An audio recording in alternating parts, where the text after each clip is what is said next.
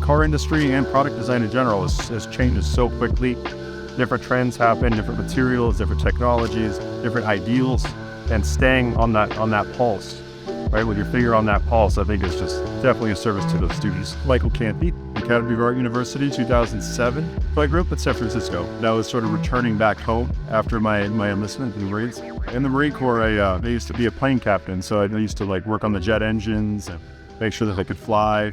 So there was a lot of technical aptitude there. But I've always wanted to create something. So especially cars. I always loved cars. I always loved drawing. So I wanted to combine creating something new with my technical aptitude I learned in the Marines and blend them together. And then I discovered that Academy of Art University had a transportation design program, and it was good. It was recognized around the world as a good school. Immediately, I decided, I got to do this.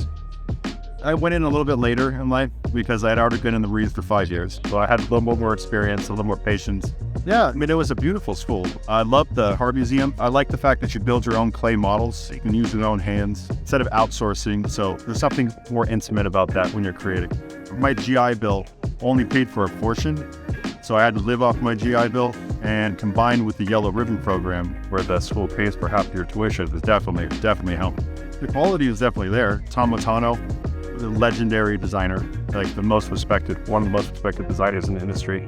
He always spoke in metaphor, so you actually had to decipher what he meant and immediately start thinking about it in different ways. As a foundational designer, you have to be able to sketch, work Photoshop, different softwares, but more importantly, it's the ideas and the concepts.